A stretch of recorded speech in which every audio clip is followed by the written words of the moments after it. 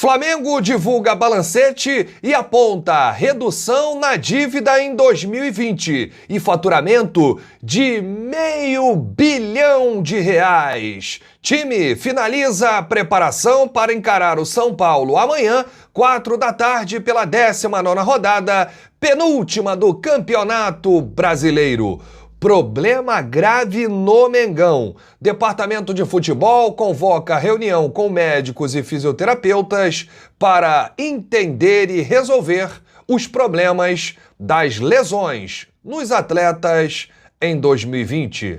Essas e outras você confere a partir de agora no seu canal Rafa Melo. Já chega com esse dedo colado no like, ajude muito o nosso canal, continue compartilhando os nossos conteúdos. Se você ainda não é inscrito, aqui embaixo tem um botão vermelho, você se inscreve e não se esqueça de ativar o sininho para receber todos os nossos vídeos. Rafa Melo 81, nossas redes sociais.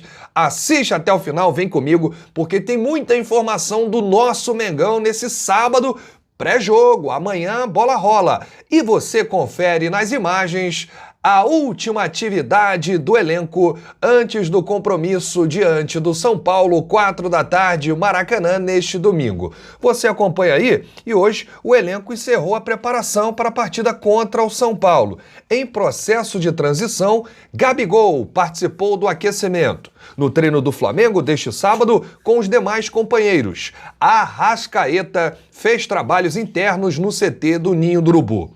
Rodrigo Caio sentiu a panturrilha direita logo no início do treino com bola de ontem. Ele treinava à parte nos últimos dias, em processo de transição no rubro-negro. Saiu mancando da atividade. Rodrigo Caio vinha se recuperando de um edema no joelho direito e seria reavaliado hoje para saber se enfrentaria o São Paulo. E ontem aconteceu tudo isso, o clube informou e o Rodrigo Caio está fora. Curiosamente, aconteceu a mesma coisa com o Rodrigo Caio que aconteceu com a Arrascaeta. Voltou da seleção uruguaia lesionado, o mesmo aconteceu com o Rodrigo Caio, com a seleção brasileira.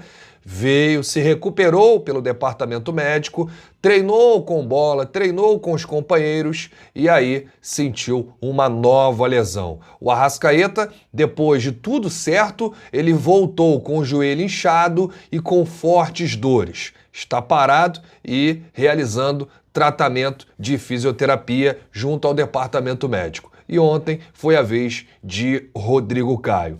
Muita gente reclama das seleções, inclusive eu também reclamei, tanto da seleção brasileira quanto da seleção uruguaia, que veio aqui, pegou os atletas em boas condições e entregou os atletas, como diz na gíria do futebol, bichado, né? Machucado, lesionado. Arrascaeta e Rodrigo Caio. Quem vai pagar a conta? Só que a gente tem que ver também o outro lado da moeda. E esse é o grande problema no título do vídeo. Se os jogadores voltaram lesionados das seleções, se recuperaram no clube, e aí, quando estavam 100%, voltaram às lesões, alguma coisa está acontecendo de errado dentro do departamento médico.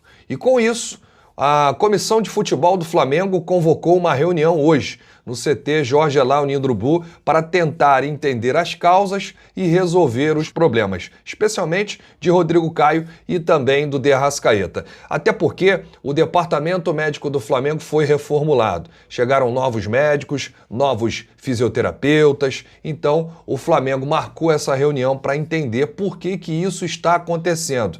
É um problema, né? Nós tivemos aí um ano atípico, os jogadores ficaram parados, férias forçadas, aí voltaram a 10, 20, 30, 40% e agora todo mundo estourando com lesão. Só para o torcedor rubro-negro ter uma noção, Gabigol, Rodrigo Caio, Arrascaeta, Diego Alves, Pedro Rocha, há mais de um mês que eles não disputam jogo oficial pelo Flamengo. Então, o clube internamente está tentando descobrir se está acontecendo alguma falha, algum exercício mais pesado e os jogadores não estão aguentando, estão estourando. É muito importante o Flamengo resolver logo esse problema, porque o tempo não para e teremos aí uma nova maratona de jogos no mês de novembro. Libertadores, Copa do Brasil e Campeonato Brasileiro. Bom, contra o São Paulo, Thiago Maia e o Ilharão estão fora, suspensos. Rodrigo Caio lesionado, Arrascaeta e Diego se recuperando e fazendo o tratamento no departamento médico do clube.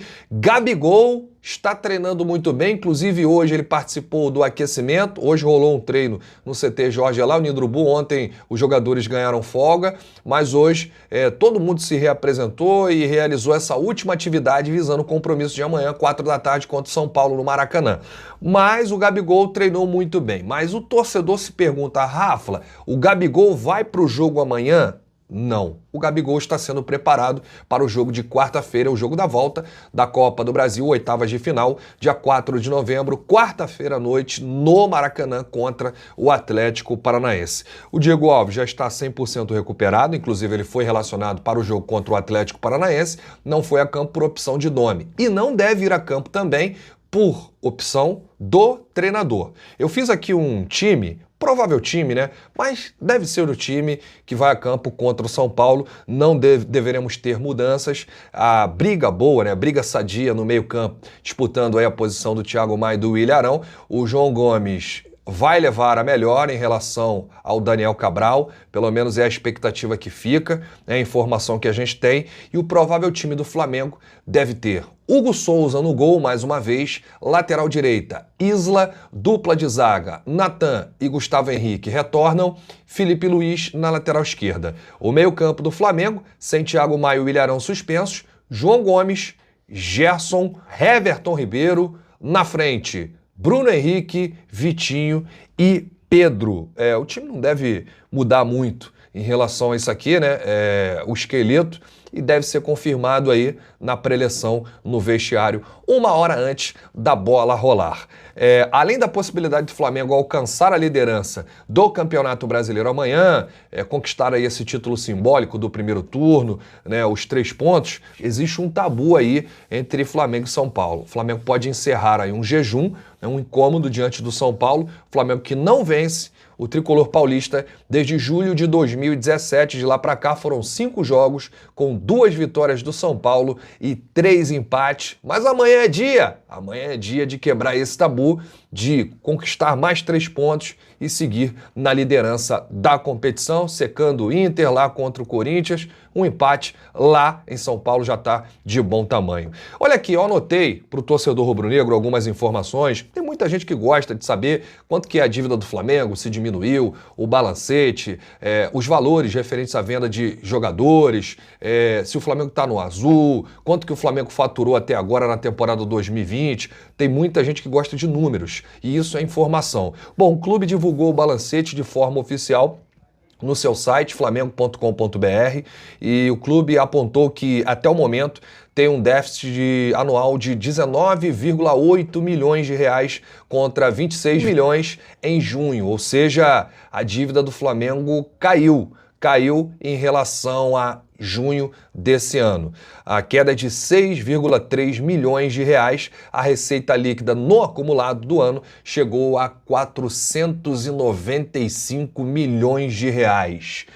Praticamente quase aí R$500 milhão é o faturamento do Flamengo, a receita líquida, né? Receita líquida até o momento. No novo balancete, o Flamengo registrou a venda de jogadores do último semestre. O total é de 8 milhões de euros, o que equivale a 48 milhões de reais. Isso aí entrou já nos cofres do clube. Vinícius Souza, volante, foi vendido ao Lomel SK da Bélgica por 2,5 milhões de euros. O valor será pago em 2 parcelas, 1.700.000 euros em outubro de 2020 e 800 mil euros em julho de 2021. Caio Roque, lateral esquerdo, negociado também ao Lomel SK da Bélgica por 1,5 milhão de euros. O valor será pago em 2 parcelas, 1 milhão de euros em outubro de 2020 e 500 mil euros em setembro de 2021. Pablo Mari, zagueiro do Arsenal, da Inglaterra, caiu agora, nesse semestre, 4 milhões de euros. O clube também tem a receber 800 mil euros pelo mecanismo de solidariedade da FIFA devido à venda de Lucas Paquetá ao Lyon. O valor poderá ser recebido em 3 parcelas, 267 mil euros. nas datas 21 de novembro de 2020, 31 de outubro de 2021 e 31 de outubro de 2022, esses 800 mil aí, do mecanismo de solidariedade, né? O Paquetá foi vendido do Milan para o Lyon e o Flamengo, como clube formador, leva aí 800 mil euros, serão divididos em 3 parcelas até o fim de 2022. A fonte de receita que mais impacta as finanças do Flamengo em 2020 é a bilheteria, né? Nós temos aí um ano de pandemia, o público não foi liberado ainda para os estádios e só para o torcedor ter uma ideia, o Flamengo já contabilizou um prejuízo de 700 mil reais até setembro com o Campeonato Brasileiro. Comparando, em 2019 até setembro, o Flamengo tinha um faturamento com receita de bilheteria de 12 milhões de reais. Grande abraço a todos, saudações rubro-negras. A qualquer momento voltaremos com novas informações do nosso Mengão, porque isso aqui é Flamengo.